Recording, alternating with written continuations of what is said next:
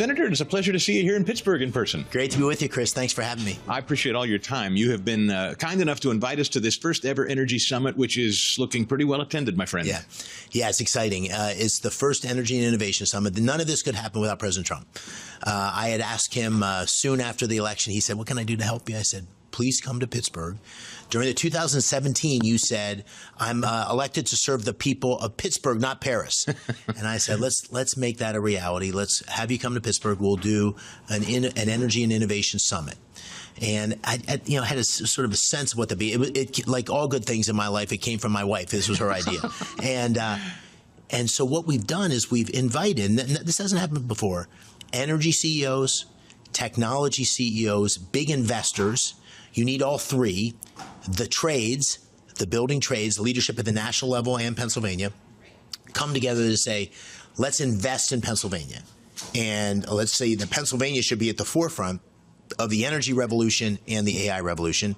And so today we have 60 major CEOs. We have the building trades leadership. We have $90 billion of commitments in our Commonwealth in terms of data centers, energy production, transmission, distribution, operations, and we have big commitments, millions of dollars to help train skilled workers. This goal of this was threefold. One, get those commitments. Two, tell Pennsylvania's story. As I just told you, there's 150 media people here. And then finally, I said to the president, I think this is what closed the deal, this allows us to deliver on the promises we made to working families. Well, let me just also point out to the folks that aren't here, there's a guest in attendance today that's notable to me because he was once considered a front runner to run against this president on the ticket. Josh Shapiro, the governor of Pennsylvania, many believe will want to be president again someday. The fact that he's attending, what does that tell us? Well, we did an event last night with Senator Fetterman, and Josh Shapiro's here, the governor's here for a panel with me, with the president of Amazon, because the president of Amazon just announced a $20 billion investment in Pennsylvania that the governor and I worked on together. And listen, if you laid out the things that Josh Shapiro and I agree on and disagree on, we probably disagree on more things than we agree on. But the thing that I said during the campaign was, I am going to deliver on these promises. And if you're in a state like Pennsylvania and you want to create energy jobs and AI data centers, you got to be able to work across the aisle. Senator Fetterman and I have sponsored a bunch of legislation, and in the case of energy and innovation, I don't agree with the governor on everything, but we found a lot of ways to work together. It's undeniable. We've been talking about this for years. We talked about this during your candidacy. They say that we are the Saudi Arabia of natural gas in Pennsylvania. That's it. And we know that 3 Mile Island is being online for AI production. I mean, this is kind of, now it's become what oil was to Texas. It's incredible. We're number 4 in the world in natural gas reserves. The big problem is we haven't been able to get our natural gas out of the ground and in pipelines to get it to the world. So we need permitting reform to be able to. Now, where's a guy like Shapiro on that? Listen, on the state's side, he's made some progress on permitting reform, and I'm on the Energy Committee, and I'm the chairman of the Energy Subcommittee. My number one goal, once we get through the summer here, is permitting reform, bipartisan legislation. And what happened, I think, I'm not inside the Democrats' heads, but I think 2024, particularly in Pennsylvania, made it clear that you cannot be opposed to fracking. Right? We have to have this energy for national security purposes, for our economic well-being, to be able to lead the AI revolution. So I think that's in the water. And I think the Democratic Party sees it, at least those that want to win races in Pennsylvania. And so I think that offers an opportunity for me. We're going to learn a lot today. If I could shift quickly to some news. Speaking of energy, the president made some news here. He's saying in the next 50 days, if Vladimir Putin does not knock it off effectively with Ukraine, 100% tariffs against anybody who's doing business with him effectively. What does that say to you? Chris, you and I have talked about this on your show a number of times. I have always been one who thinks that we had an interest in Ukraine not being overwhelmed by Russia. I always thought Russia was the aggressor. I always thought we needed to be careful and never put boots on the ground, but that we should support Ukraine with military equipment. I love the way the president was approaching it, which is have a ceasefire, on the lines they're on. Have an economic arrangement so we get access to those rare earth metals. That creates a deterrent for Russia going further, and then make the Europeans step up, which they have unbelievably under President Trump. Can we speak to that delineation? Because I think a lot of people have missed this, and the president's been pretty clever this way, I think, and not clever, by half and winking. I mean, he is...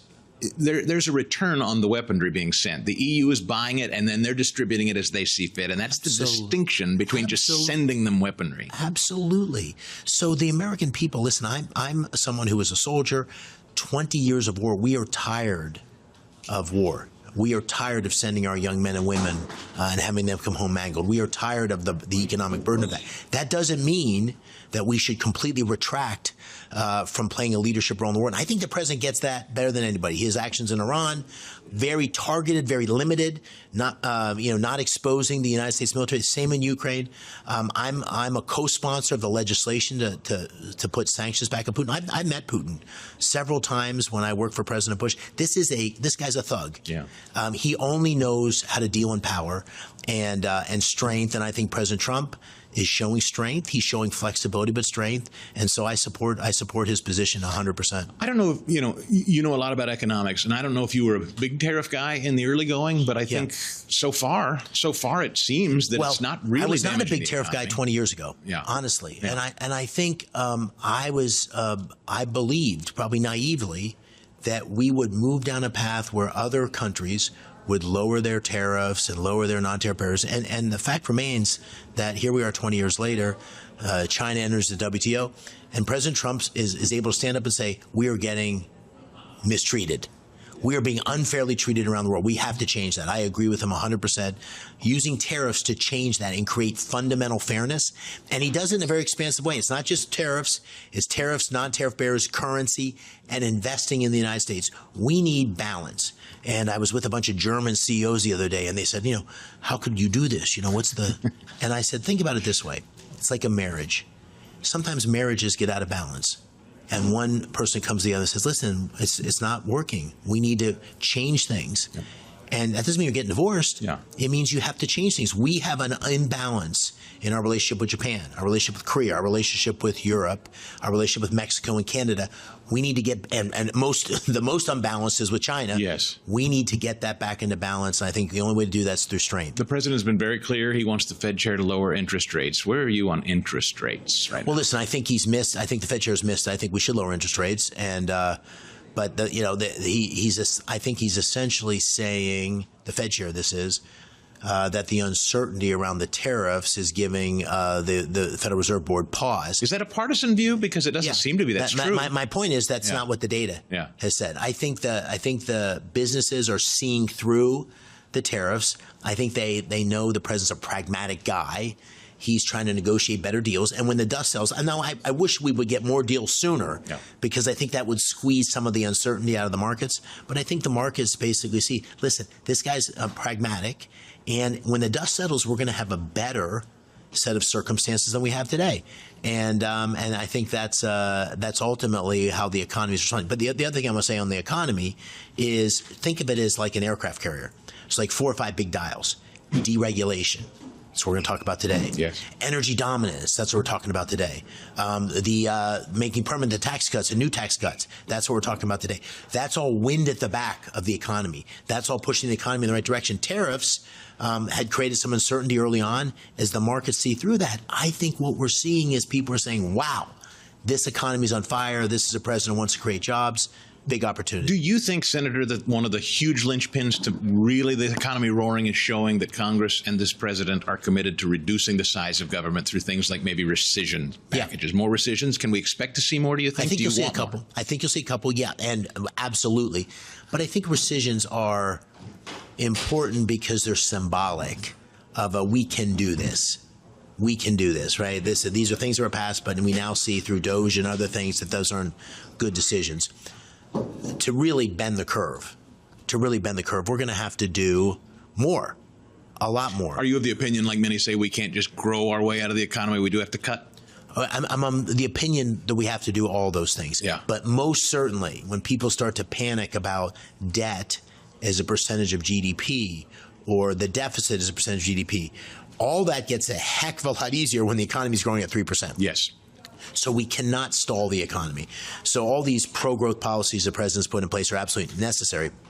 That's going to, if you go to the 3% growth, 3% deficit, debt is 3% of GDP. That is very plausible. But the long pole in the tent is growth. But we also have to bend the curve. We have costs, particularly in the last 4 years under Biden, that are spiraling under control. It's been a bipartisan problem, by the way. You look back decades, but everybody's overspent. But it was a hockey stick under President Biden, and we need to reel that in. And stuff. Can I just ask you something political real quick? It's just something funny that occurred to me, and I hadn't even thought about it when I knew I was going to talk to you today. Now that Dr. Oz is part of this administration, I know there was a bit of a history there. Have you guys talked? Oh, yeah. What's your relationship with Dr. Oz now? It's very practical and cordial. Yeah. Okay. And there was a tough campaign. Yeah. I mean, you interviewed me and him during that. Politics are ugly, but I mean, I saw him. I was in the Capitol. I saw him walk down the hall. I had to vote for him, of course. Yeah. So he came for a courtesy call. And listen, when we're going through the Medicaid reform and all that, I call him and say, he knows Pennsylvania.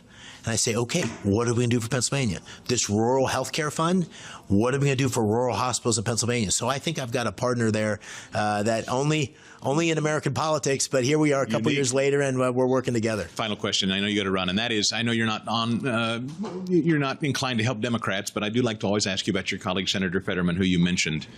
We know the progressive left, they're aiming at the guy, and they haven't let up. Do you think he's running again, and can he withstand that progressive base attack? I don't know. I mean, I don't know if he's running again. I look at him, and it's I'm a newcomer to politics, but I find him to be what you would want, someone to be is your other senator, particularly if there's only 3 states in the country that have a Republican and a Democrat in the Senate. And so if he and I listed all the things that we believe in, we disagree more than we agree. Yeah. But we basically have said, listen, we're not going to spend time beating on each other for the things we disagree on. We're going to focus on the things we agree on. Support for Israel, fight against anti-Semitism, energy, and creating great jobs in Pennsylvania, the steel industry in Pennsylvania. Like, we got a lot of things we can work on together. So, I hope he won't get, beat up too much by the crazies in his party, but I think he's a great partner. Senator, we appreciate the invitation to Pittsburgh today. Thank you, Thanks. sir. Good to see you, Chris. Thank you. Thank you. For full shows, live and on demand, it's Salem News Channel.